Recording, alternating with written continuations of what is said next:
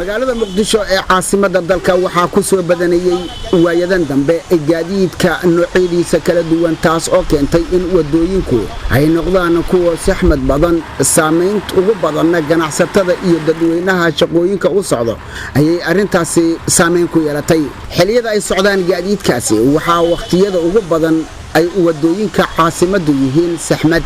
ayadoo horey loo go'aamiyey in gaadiidka xamuulka ah ay mari karaan oo keliya wadada ka soo baxda dekedda isla markaana marta isgoyska Taleex degmada Hodan ee gobolka Banaadir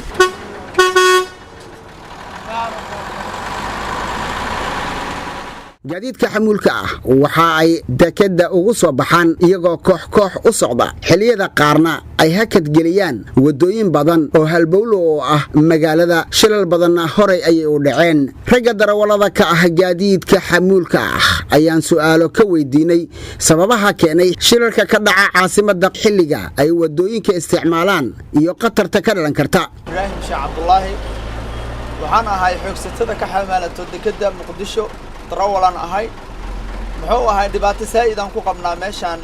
magaalada Muqdisho jididka muxuu ahay wadada hadeertaan muxuu ahay Sanco ilaa iyo Darjiinka ilaa iyo muxuu ahay ilaa ay toos adiga tarabuunka dhinacan u soo gudbi kartid muxuu ahay habeen bes oo kaliya gudbi kartaa hal yiri marka dib weyn aan ku qabnaa waayo waxa way habeenkina wadada dekedii ma furno dekedii ma gali kartid haddii safka aad soo dhigto oo muxuu ahay wadadii la dhigtaa garaash ma gali kartid hadaa garaashkaaga gashid maalintii ma soo bixi kartid magaciisa Daan Qaas Umar Maxamed waa taraafikada nagu yar oo intaas oo kaliya alxamdulillah inta kale waan ka fiicanahay shilalka ka dhaca caasimadda qaar baa halis ah sida loo yareen karana waxaan su'aalo ka weydiinay taliyaha ciidanka ilaalada nabadgelyada wadooyinka ee Traffico Colonel Aways Macalin Yarow Halaf waa wax jira waay baabuurta waaweyn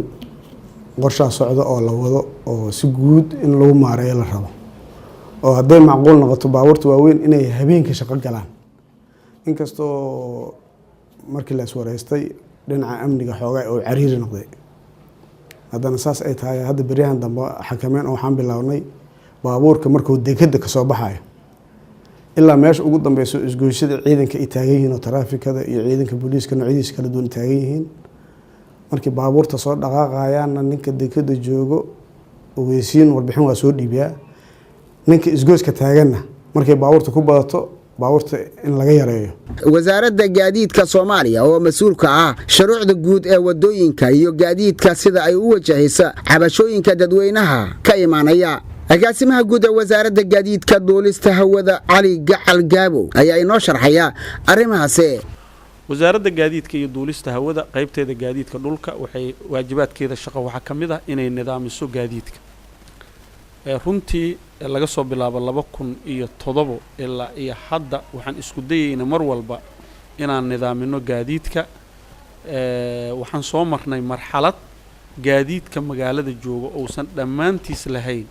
taarigo qofka darawalkaahuna oo san leysan lahayn marka la weydiiyo baabuurkaaga taarigadiisa iyo buugiisana oo leeyahay ma baabuurkayga la ila sheeganaya ma baabuurkayga igu haysta marxaladaas aan soo marnay runtii hadda waxaan joognaa stage-kii ugu fiicnay ama waqtiga ugu fiicnay Muuse Cismaan Abtow telefishinka qaranka Soomaaliyeed magaalada Muqdisho